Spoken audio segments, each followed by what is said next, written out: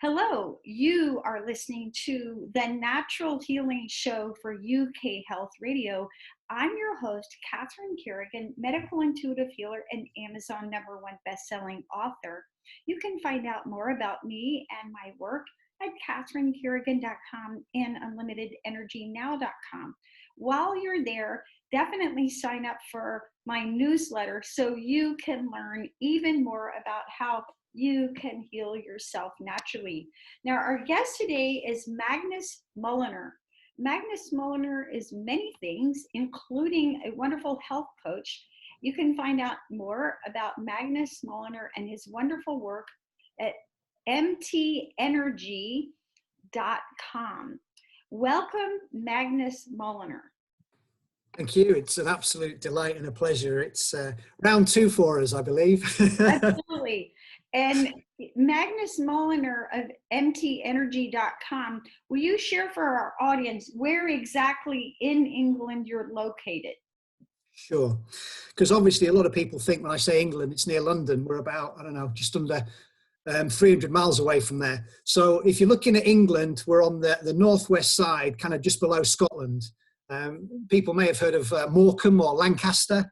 So where I reside is in Carnforth, which is very near the coast. We've got what's called the Morecambe Bay Peninsula. So we kind of have a different weather storm over here. Hardly get any snow, not unless we cross over to Cumbria. So yeah, it's a beautiful place. And obviously the sun is shining, which is always so good.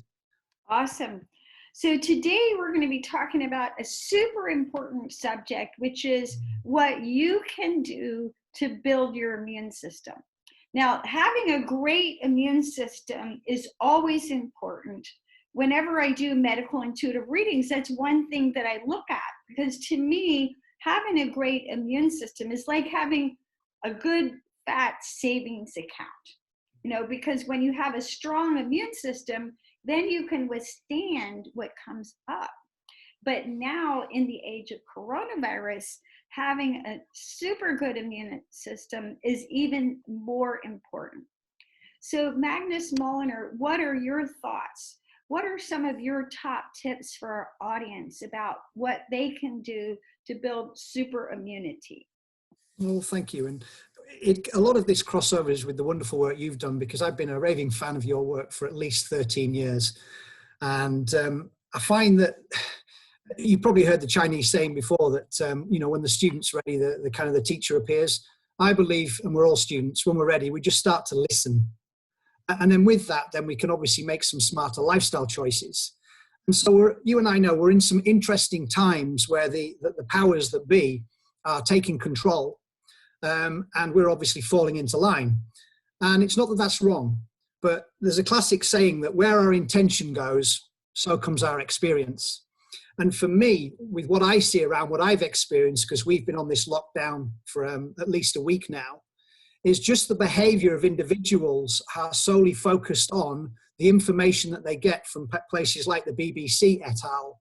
And it's not making them wrong, but what, from my point of view, like we were touching on here, it's about the host. And the host is you and I. And when the host is strong, we're not even having this conversation. Everything's good. Yeah. So to answer the question then, there are obviously a multitude of things, and you've got a list of 24, which is wonderful, and we'll be crossing over onto those. But from my point of view, the number one thing that we're required to do, and I take radical responsibility with this, is to take control, as what Tony Robbins would say is our state management, our state of mind. So what we picture, what we pay attention to, where our intention goes, that's to some extent how we're going to feel, because the body's then going to create the chemistry. And right now, my understanding, when I look outside and I see what I see and feel what I feel and I hear, people are stressed. Now, you can either, like JP would say, you can either go into panic or you can go into purpose. And so it gives an invite to people really to interrupt that pattern and stop the panic, if you will, or the worry or the scare because such and such says this and Magnus and Catherine say that, but just to stop. And the second thing you could do if you need to, let's start from the beginning. Let's say you woke up in the morning. Just imagine how you'd feel if you started to smile. That in itself is going to change or set your whole biochemistry because it changes your physiology. So if you did nothing else, as you became awake, you just suddenly smiled. That's going to change something. And that doesn't cost you anything.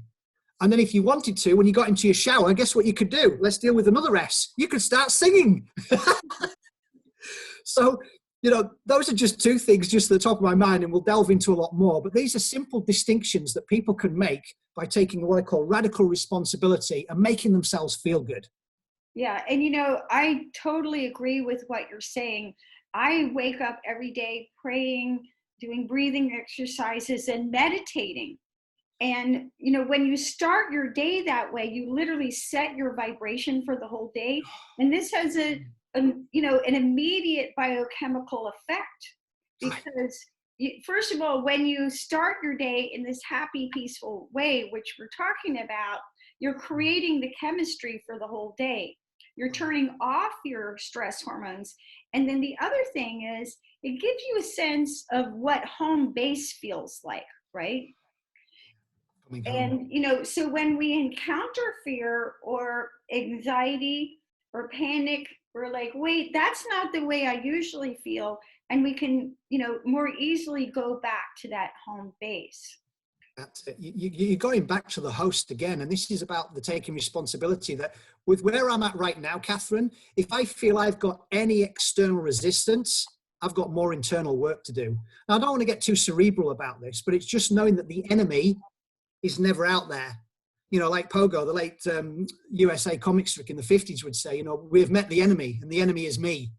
So, you know, everything in a sense starts with the I, if it exists. Maybe it doesn't from a Buddhist point of view, but the point of view is if I'm at peace, it then gives others permission around me to be at peace. But if I'm in chaos or I'm in panic, now I'm teaching my children how to do that.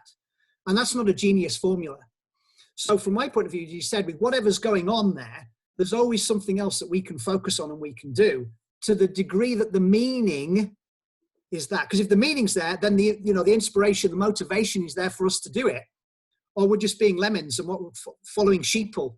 And I'm not saying that's wrong. My question is it serving you and the greater good? You know, like the late Jim Rohn once said, you're the average of 5 people you spend time with. So if I'm hanging out with the BBC every morning watching the news, how does that make me feel? Right. You know, just in case, what are you tuning into? Right. Now, what we know is that the people most likely to end up in ICU with coronavirus have underlying health conditions. They've got the diabetes, the obesity, the heart disease. And so if this is you, you know, or the respiratory issues, so many people are waking up to the fact that your health is very important. And as Magnus Mulliner says, you've got to take responsibility for that. So, okay, now, how important is it, do you think, that we drink enough water? That's a good one. If I can just say that, to me, our true wealth is our health, in my opinion. Yeah. With that, then that gives me the opportunity to create some wonderful experiences. Yeah. So again, it's part of, so you've touched on that. So we talked about the mind, we've touched on the breathing, and if I can just to recover what you just said there, that if we start to practice, you know, practice being the mother of skill, if what we're learning is skillful, breathing techniques are deep, you know, 2/3 of the lungs are down here, 1/3, and we start practicing this breathing, then that can make us feel good too. And now you're touching on the other wonderful one, which is drinking. Now, we kind of gotten a little bit lost on this one. My understanding is, and you can read the book by Dr. Batman-Jellich, the late Dr. Batman-Jellich. I think he wrote 7 books, and one of them is Your Body's Many Cries for Water. And so I'm going to use like the British term, if you don't mind. So if you did 0.033 multiplied by your weight in kilograms would equal litres daily, or half your body weight in fluid ounces.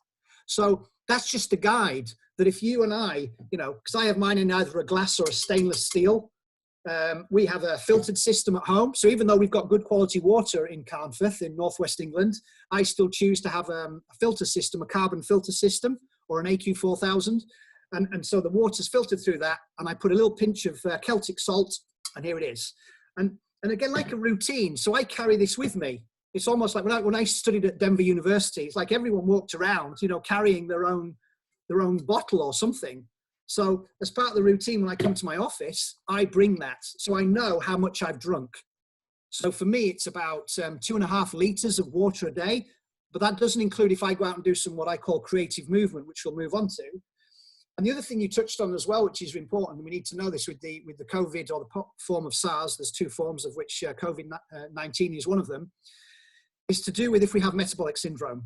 And you've listed off a few of those things. Now, if I was somebody with metabolic syndrome and all of a sudden on the radar is important for me to take care of the host, I need to make some new distinctions in my life. Now, I'm fortunate that just up the road from where we live, my office space and where we reside, and this is as a volunteer, I created a program called Your Transformation, Your Life with the NHS. So we've got the practice manager I've gotten to know. His VO2 max is far higher than mine. He's a lovely man. He's 54 years young. I'm 50 years young this year. And we created this 7-week program where doctors invite, don't refer, they're not our patients, different energy. They invite people onto our course. Yeah, it's free. So we go to a local hotel just up the road for an hour and a half for over 7 weeks. And we get to remind them that which they've forgotten and how to take responsibility. And a lot of the things that we're discussing is some of those factors. Drinking, vital. So a simple point, if you go to the bathroom and you're peeing yellow, unless you've had some B complex, maybe you're not drinking enough water. So that is such a wonderful thing that you're doing this program for free. So where can our audience find out about your program, and can they join online right now? Well, that's a great question. What we've done, we ran the pilot last year. What it was, I was on this football team, and we got absolutely slaughtered. It was basically the parents versus the coaches. We lost. So anyway, we played, and there was this doctor who's well known in this area, Dr. Andy Knox, and I got chatting with him afterwards. Said, "Oh, you need to meet our new practice manager." This was last year, called Graham. So I popped into Ashtrees, which is our local NHS surgery, and I left my information, and he called me back. And long story short, we're like kindred spirits. So we met at booths, we had a coffee, and we literally created, almost on a postcard, this program. And it's flexible because we use any form of NLP you can think of. We've got video work, group work, interactive work. We get to like inspire these people. We get tea and coffee on the side, just people to be real, but also to share their wins. So it's something in line with a guy called Dr. David Irwin, and he's near Liverpool. And he's up about 6 or 7 years, and he's managed to change some of the nice principles within the NHS, whereby people make some new changes in their life, and then they reverse their type 2 diabetes. And so people can find out about this at mtenergy.com. We haven't posted any of this stuff because it's something that we're just rolling out. We're in the second cohort now of the program, but it's something where you and I know if you can't measure something, it has no value. So things like homocysteine levels, C-reactive protein levels, blood sugar levels, body fat, tangible things that we can measure with these people are doing at the start and then at the end of the course. And then with those stats, we can go back to the NHS and say, look at the savings that these people have taken radical responsibility, made those changes, which we're going to discuss. But there's nothing right now that I could direct people towards other than to know that this is what's happening here. And we hope it'll roll out into a bigger program that people can download for free, but they've got to want to make the changes, Catherine. It's all well and good. It's like you could read a book on wisdom, but unless you're going to apply anything to it, it's absolutely useless. Right. Now so one thing that I want to say, a lot of us are, as you say, you either go into panic or purpose. And what I've been doing during this time is I'm giving away copies of my book, The Little Book of Breathwork. So I'm the author of 10 published books.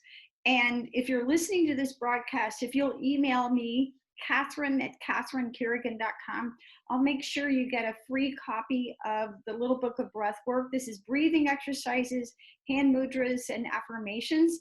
It can help you breathe better.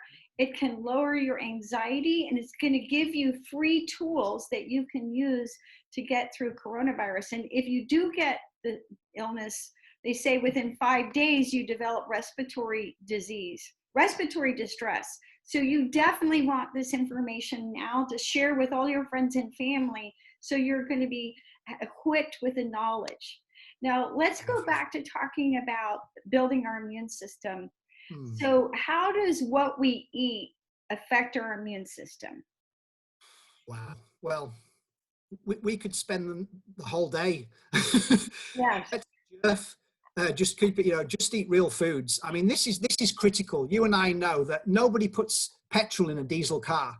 That's not a genius formula. It's the wrong fuel. So the question to ask people is, what do they believe is the right fuel for them? And there isn't a one size fits all. There isn't, I believe, a food that's the superfood for everyone. We may perhaps have intolerances, but let's just eat seasonal if we can, local. I say often, get to know your local farmers now, or pay your doctors more later. Just anything really that I talk about that you can run after with a bow and arrow. Yeah, assuming you're not a vegetarian or vegan, if you're going to run after it with a bow and arrow, it's alive, it's been eaten out in nature, it's organic. Yeah, that's what we call, with eyes foods, or anything that without fides that you could climb a bush, climb a tree for, dig down in the soil and dig and pull out. That's Mother Nature's foods. Right. And one thing as far as food goes that I recommend that everyone do is to drink 10 to 20 ounces of juices or smoothies every day. Now, big picture, antioxidants are measured in something called ORACs, oxygen radical absorption capacity. You should get 3,000 to 6,000 ORACs every day by eating 5 to 7 servings of fruits and vegetables. So whether you eat meat or vegan, you got to get your 5 to 7 servings. It's actually hard to do that, if you try and pack in all the fruits and vegetables with every meal, but it's a lot easier if you make juices or smoothies. And health nuts will argue about which is healthier, juices or smoothies. The correct answer is actually smoothies, because the phytochemicals are in the pits, the skin, and the fiber of the fruits and vegetables. So if you sign up, if you go to catherinecarrigan.com and you sign up for my newsletter, you're going to get a free list of juices for healing. So I'm 61 years old. I just turned 61 last week, actually. And, I've been juicing forever. And sometimes I make smoothies. Right now I'm juicing. Maybe I'm only doing the A behavior. But I remember years ago walking in my neighborhood, and there was this little gentleman, and he was out walking, and he was in his mid-90s. He was walking without a cane. He had bright cheeks. And I remember just asking him, I said, well, what's your health secret? He said, well, I'm a juicer. I said, well, what do you juice? He said, well, whatever in the refrigerator. And, there he was out walking without a cane. And, we hear about things. Well, if you're not making juices or smoothies yet, this is a really good time to start, right? That's just a beautiful intro, because maybe we could ask the question, what is reselling me? CELL. Does anyone ever ask that? You and I both know that one of the most important things we need to look after is our microbiota, our microbiome. There's a lot of research in there. Up to 8% of our well-being is determined by how happy the bacteria is. But how many people are shoving stuff down their mouths and not even aware that there's now wait for it, I'm going to introduce some simple terms here just so we're clear. What's the information that's in the product or the food that I'm consuming? What do I mean by the information? The vitamins, the minerals, the enzyme, the trace elements, the phytonutrients, stuff we don't even know about, cofactors. What's in there that's reselling me? Like the beauty of yourself and me, and our vitality, that's because we teach that which we're required to learn. That's why I teach it. That's why I learn it. We're putting this into practice and we're reaping the benefits. I would never have thought on my belated birthday wishes to you that you were that young. But the proof is always in the proverbial pudding. As you know, if you're going to get some health advice, go and find somebody who deals in health, who is healthy. I think we're on the map there. Yeah, for sure. And I love what you talked about reselling, because the truth is we're talking about your immune system. And I'm always telling everybody, you can only be as healthy, you can only look as good on the outside as you're healthy on the inside. And by the way, this is my hair. I don't dye my hair. I got on the makeup, but these are my wrinkles. These, it's all real, right? So, and you do that, it's starting by what you eat. And, one of the things that kind of offends me, especially now, is that, we're getting all these messages. In order to prepare for coronavirus, you've got to spend $500 to $800 a day, a month on vitamins. Well, really? When people are losing their jobs or, their hours are being cut back, you may not have $500 or $800 to buy supplements. You have to start, I'm sure Magnus and I would agree, you have to start with what you're eating. And it's funny because, we're in lockdown in Atlanta as well. And so we've been ordering our food online. And my boyfriend was saying, gosh, all these green juices you're ordering are kind of expensive. And he said, isn't that optional? Like, that's not a must have. And I said, for me, it's a must have because that's how I stay healthy. Right. What's interesting you talk about, this is interesting again, when we look at like the bigger picture here, you not know that anything that you eat or consume is absorbed, digested, then assimilated before it's eliminated, assuming, anyone over 50% are constipated, so it's about 72 hours. So what we're putting in then, as you know, becomes us. But you've got this thing about intermittent fasting. So even though what you're actually buying may be expensive, and I'm not denying that, the thing is you are satiated for longer. So when you look at the bigger picture, I mean, the feedback from our course that we're running with the NHS is that actually I'm saving on my food bill. So they're eating more high quality with the information, feeding the microbiome and the human cells. Yeah.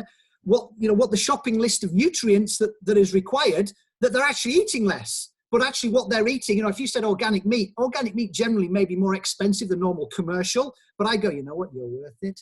And then you'll find that you will eat less and you can do intermittent fasting, again, finding out how that works for you. So so when you're looking at just the bottom line, this is expensive, yeah, but it satiates me for longer. Absolutely. I hear that all the time. My clients will say, Catherine, when I eat the way you tell me to eat, I'm not hungry. I eat less. My weight is normal, and when I eat the way I usually eat, I eat, and I'm still hungry all the time. Now, Magnus, what about sleep? How does the quality of our sleep affect our immune system? Wow. Well, I've got to say, this is one of the critical pieces, this one. It really is. We've already turned out, well, it was about 8 years ago, after I read Dr. Davis's book, Disconnect. And with that, I just cabled our home. So we don't give out dirty Wi-Fi or any electricity, okay? It's literally, we just cabled our home. That was over 8 years ago. So the main thing, because that can affect blood sugar levels alone, is that generally speaking, and correct me if I'm wrong, we went down when the sun went down and we got up when the sun came up. Did I miss something, or did somebody turn 2 pages? I believe we've been doing that for generations, but about 100 or so years ago, they introduced these things in Paris, I believe it was, called lights. And the photoreceptors they're either on the skin or literally through the eyes or whatever. I mean, one of the things you can do, and I do at night, is I wear some glasses with take out blue, because I can't do that off our television, but I can do it on my phone, on my mobile. I've got the blue light on there and on my laptop. But the point is that when the sun went down, and you can read Lights Out by Wiley, and there's many other good books out there, but my suggestion certainly would be, as a general guide, is to get to bed round about 2200 hours. And people say, hold on a minute, Magnus, I normally go to bed at 12:30, 1 o'clock in the morning. Okay. So again, it's a challenge and it's an invite to knock 15 minutes off a week. So if you're used to going to bed, I don't know, let's say 12:30 at night, it will be 12:15 for a week. And then after the week, it will be then 12 o'clock at night for a week. And then it will be 11:45 for the next week. So you can see where this is going, because what's happened here is upset our circadian rhythms.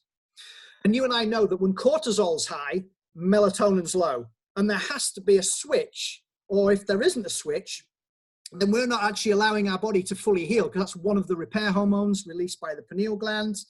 So lights, in a sense, like dim your lights at night, the temperature of your room, the noise levels, the dirty electricity, those are big factors. So generally speaking, one of my postgrads was at Loughborough University in the UK. It's the #1 sports college. And one of my former professors was a guy called Jim Horn, and he ran the sleep laboratory. So this man has obviously got all the stats, he's retired now, all the stats, all the figures. And what he said was that, and you could draw a norm graph with this, and there's like a 2.5% either way that didn't fit that. Maggie Thatcher may be one of them, the Iron Lady. But most people need to sleep uninterrupted between 7 and 9 hours. So any less than 7 hours, you are optimal to a metabolic disease. Any longer than 9 hours, you are signing up yourself to become a medical statistic. So generally speaking, it's for the individual to take that responsibility and to find out. It's like, get back in your body. What do you require between the 7 and 9 hours? And I would say, 22, 30 hours, sleep uninterrupted, 6, 7 o'clock in the morning. I don't use alarm clocks. Yeah.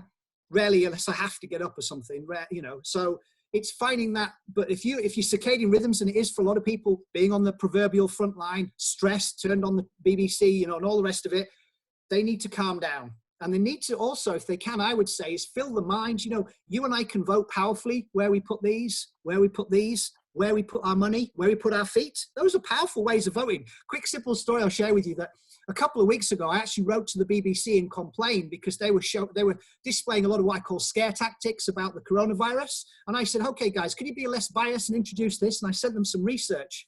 So they actually wrote back to me 24 hours later and said, you wrote to the wrong department. And so I said, that's okay. I wrote back to them, I no longer have a BBC license. That's how powerful I can vote. You know, it's like, okay, I can't change what you're doing or saying, but I can work at this end. Yes. Now, you know, when we're talking about sleep, what I explain to my clients, because some people will say, well, what if I go to bed at 2 a.m. and sleep till whenever? So and Magnus and I would both agree. So this is the way I explain it to my clients. So your physical repair happens basically between 10 p.m. and about 2 a.m., right? And your mental, emotional regeneration, where you're rebuilding your neurotransmitters, happens from about 2 a.m. to 6 a.m.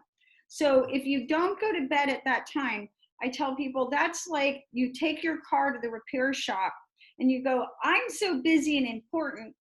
And they say, you know, you really have about an 8-hour repair job. And you go, well, I'm so busy and important that I can really only give it to you for 5 or 6 hours. Well, I'm not going to be able to repair everything. And so if you're not going to bed between 10 p.m. and 2 a.m., you're missing that physical repair. And if you're not asleep 2 a.m. to 6 a.m., you're not rebuilding your neurotransmitters so that you can stay calm and be happy, right? Oh, it's vital. Absolutely vital. You know, hormones basically tell things where they need to go. You know, we've got so many of them in our body, and it's like an orchestra.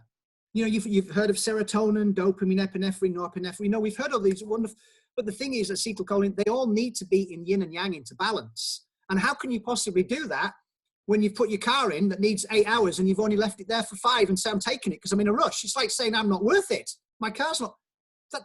That's like the definition of insanity. You know, doing the same thing over and over and over again, but expecting different results. You've got to take care of this physical body. Why? Because I'm worth it.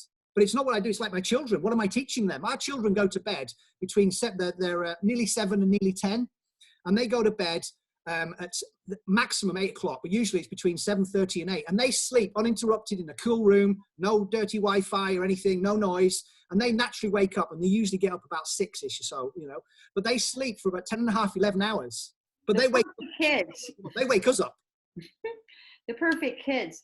Now let's talk about toxins. And, you know, people talk about toxicity. When I do a medical intuitive reading, one of the things I do look at is a toxicity level in a person that tells me how well you're detoxifying, but also what you may or may not be putting into your body. How do toxins affect our immune system? And what are toxins? Well, yeah, thank you. They're disruptors. Whether it's an endocrine disruptor or a neurotransmitter disruptor, or it's basically a toxin is going to stop the cell from doing that which it's naturally programmed to do.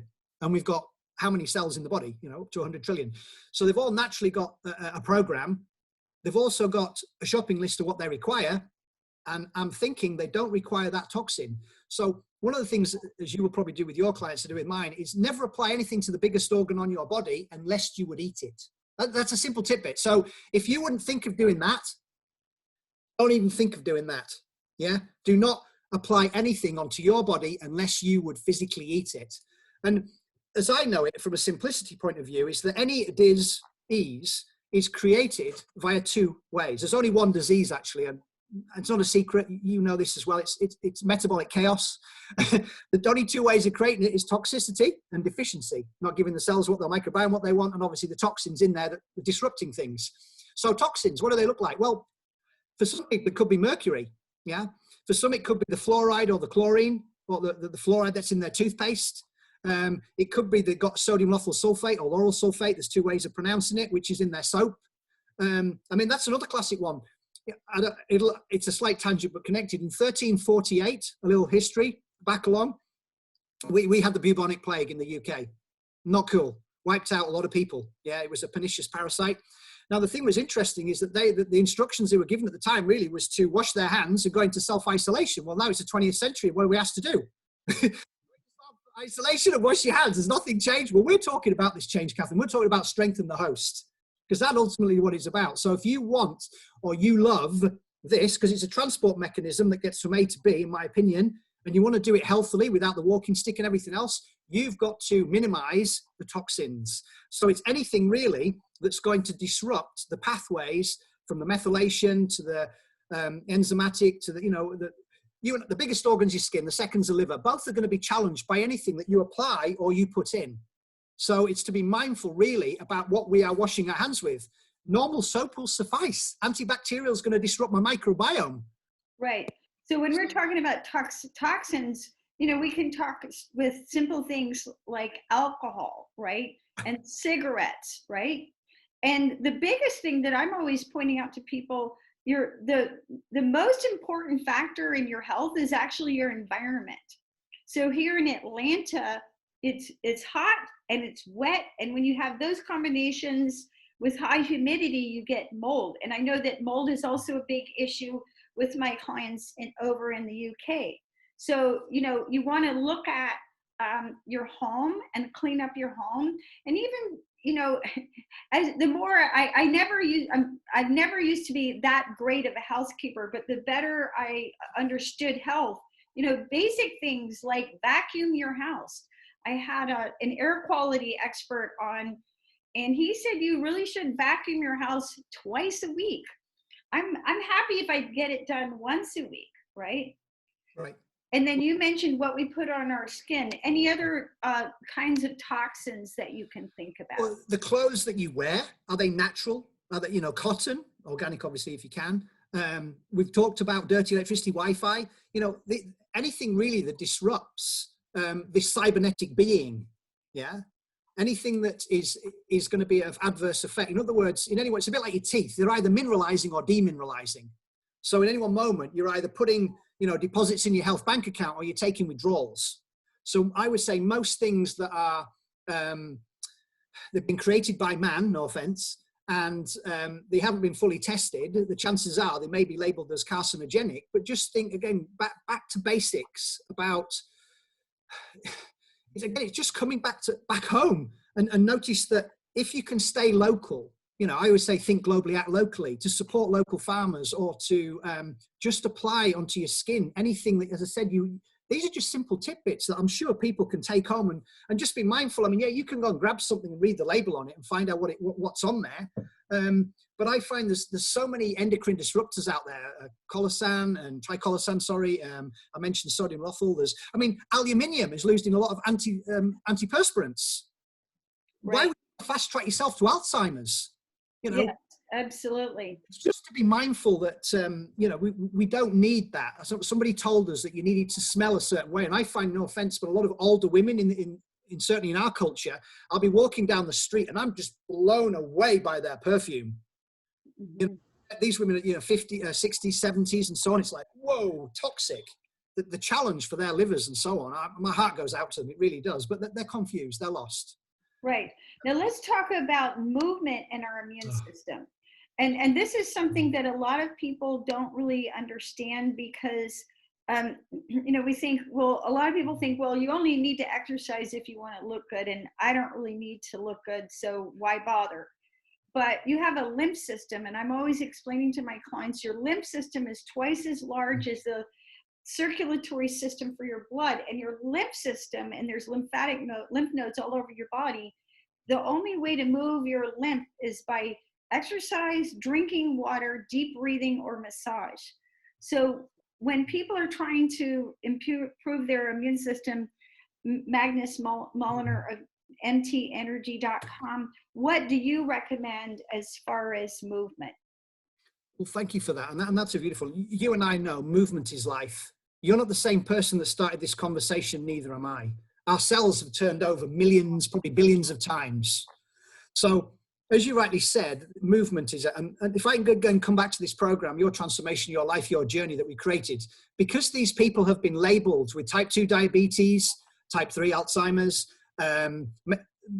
ME, maybe one or two of them had coronary heart disease. The doctors basically invited them onto our program. The last thing I do with them is work out. But what I do is I do some working in, and you're an instructor, Qigong, Tai Chi. So I show them movements that they can do, and they walk away literally after the first session with 3 or 4, what I call creative movements, let's label it as exercise, that actually puts energy into their body. So if anyone is feeling mega stressed, yeah, the last thing they need to be doing is going blitzing themselves. I mean, biochemically and all the rest of it, their body's been on the proverbial front line and they're going to go for a workout. That's not a good idea. So what they're required to do, maybe some yoga, you know, anything really that's actually with the breathing technique is putting energy into their body. So another example, if somebody I find is weight challenged, let's label it, they've been labeled as obese or overweight, the last thing I'm going to be doing with them is getting them on a treadmill blasting away or going for a run or going for a hard cycle. No, they're going to be working in. They're going to be literally, here's another one I'll leave with you people to digest, no pun intended. When you get to know who self is, what's your normal resting heart rate? And when you know, I mean, okay, I wear a Garmin, whatever, and it literally can tell me, I don't wear this at night, but during the day. And so I know that if I wake up in the morning and my heart rate's 5 or 6 beats above the norm, I think Mother Nature may be taking over here and I may perhaps have a virus, yeah, or a lot of infection going on. The last thing I'm going to do, even though in my mind it's my workout day, I'm going to work out. So get back into the body again and listen, what is your normal resting heart rate? Is it bradycardia under 60? You know, for me, usually my normal resting heart rate during the day might be about 58. But I know if it's like 62 or so on like that, then there's something else going on.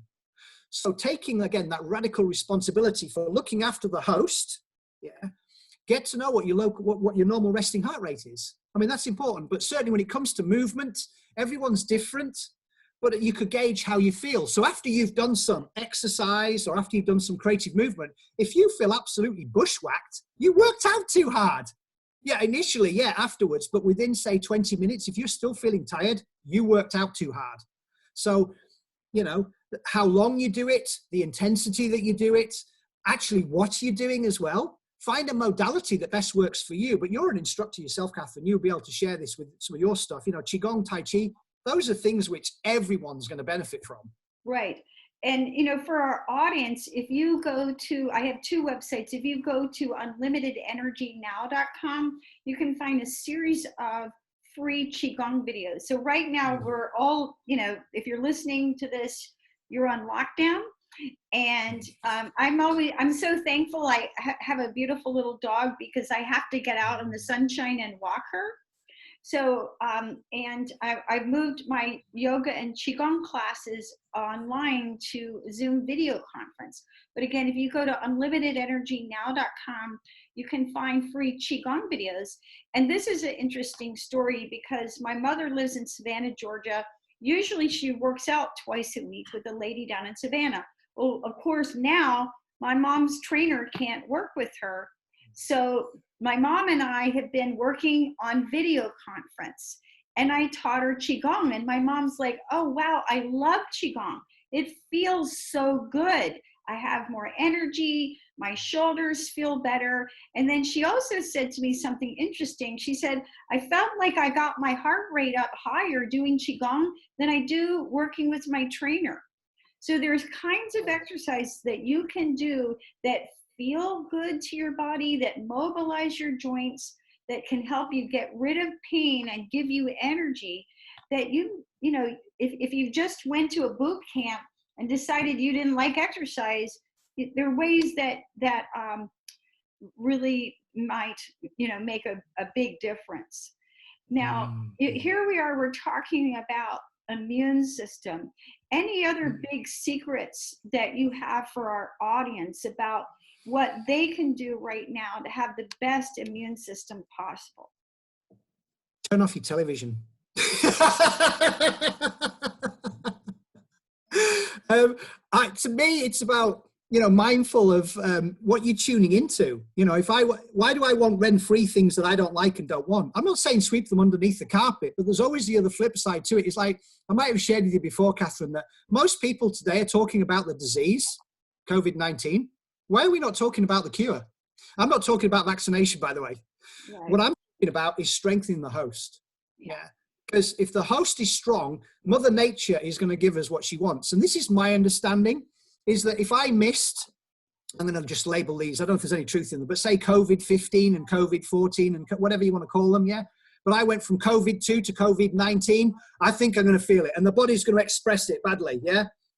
But if I build up my immune system, I mean, back along, we used to have measles and mumps parties. Now, I'm not saying you go over to somebody's house who's been labeled with COVID-19. That's not what I'm saying. But what I am saying is that we are over 90% parasites, fungi, and bacteria. We are Mother Nature. So why am I having a war on myself? And why I'm antibacterial? And stop the madness. Take care of the host. Provide it. You know, be nice to it. You can either be your best friend or your biggest critic. And when you know you're being your worst enemy and you're mentally, emotionally abusing yourself because no one else can do it as well as you and I can to ourselves, interrupt your pattern and change it. Yeah? So my main message really, I suppose, is just to be mindful what you're tuning into and be at peace and calm. There's nothing necessarily I can change out there, including sometimes what my sons do. But what I can do is control what comes out of here and what I do. So in a sense, how quickly I move, and we've touched on creative movements, you know, emotion is created by motion, will, you know, make me feel good or not. And also what I picture in my mind, what I tell myself, what I pay attention to, those things will determine how I feel. But ultimately, my job is to take care of the host. And that's what I'm talking about. We're talking about the cure. We're not talking about the disease, yeah, which most people are tuned into. That doesn't feel good. This one does. That's where we are. Yeah. You know, what's interesting is that I have a beautiful house in Atlanta that I love, but my house does not have a fenced yard. So I have to walk my dog even when it's raining. And because you know, we may have winters where it rains every day, or it may, you know, I may have to walk in the rain 5 times a day. And one time recently, I was out walking my dog in the rain and I saw this beautiful owl, and I thought, if I wasn't out walking in the rain, I would miss this. But because I have to walk my dog in the rain, I'm always working on my immune system, right? Right. And also, sorry for the interruption, Catherine, you're also focused on something beautiful. You know, if I walk around and I ask myself, why is this happening? What's going on? All the rest of these endless loop questions, I don't feel good. But if I say, well, what's beautiful that I'm going to meet today? You know, how does it get any better than this? That's an access consciousness question I was asking.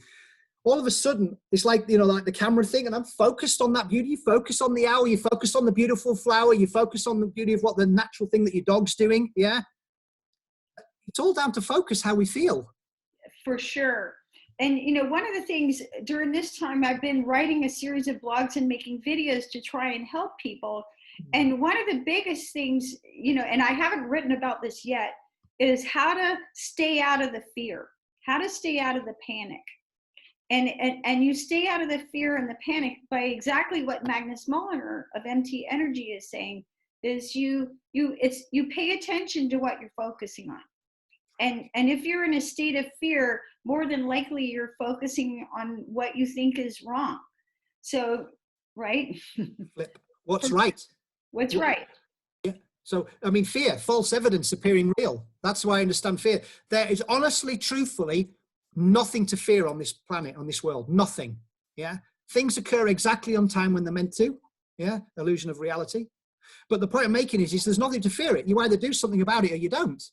But the thing is this is a classic thing I understand, and you're with me on this one, is that if there is this pernicious, really bad COVID-19 out there, which is taking a lot of people, first of all, we've touched on one of the reasons why, and the media's missing this, unfortunately, and my heart goes out to these people and the people they're connected with, they have compromised immune systems.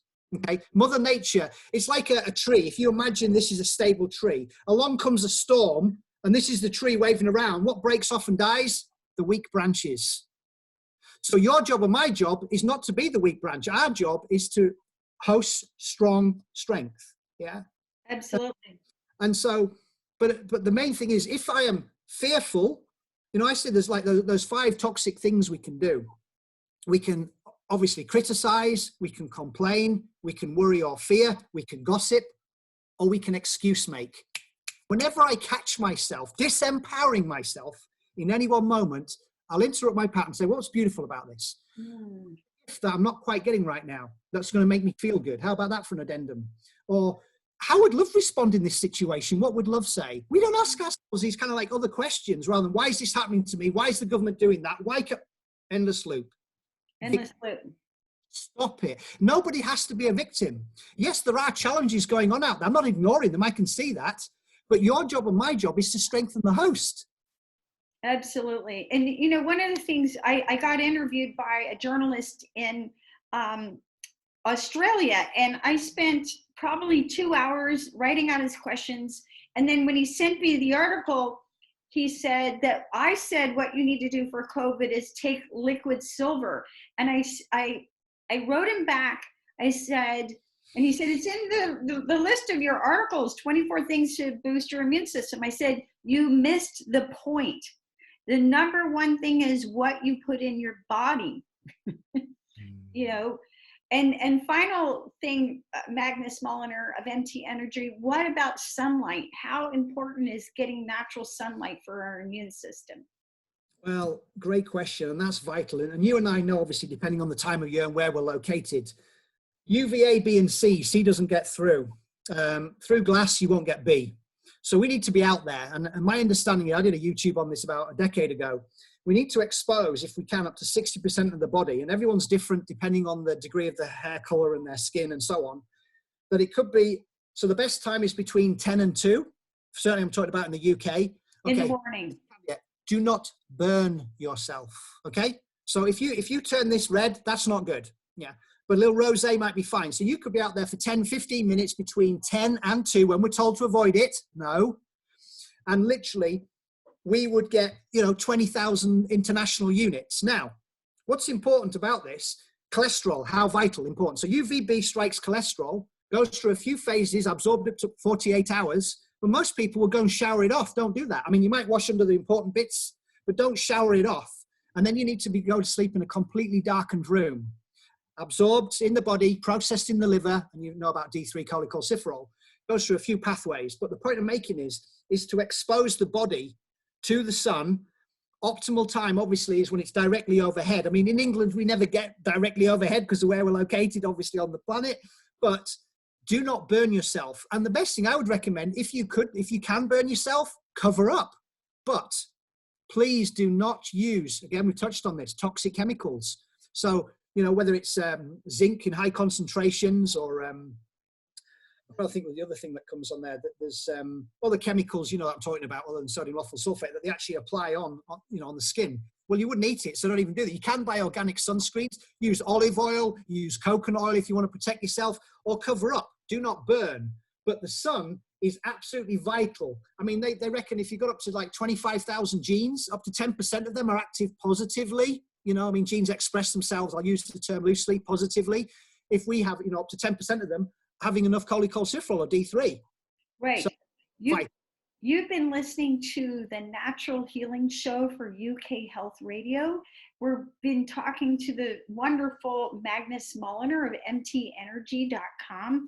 And also for our audience, if you're listening to this broadcast and you would like a copy of my book, The Little Book of Breathwork, just send me an email, Catherine@CatherineCarrigan.com, and I'd be happy to send you a copy. I'm your host, Catherine Carrigan, medical intuitive healer and Amazon #1 best-selling author. While you're visiting my website at CatherineCarrigan.com, definitely sign up for my newsletter so you can learn even more about how you can heal yourself naturally. And remember, when you take the time to build a strong, healthy immune system, you are less likely to get sick. And if you do get sick, you're more likely to get well. Thanks so much for listening, and we'll see you next time.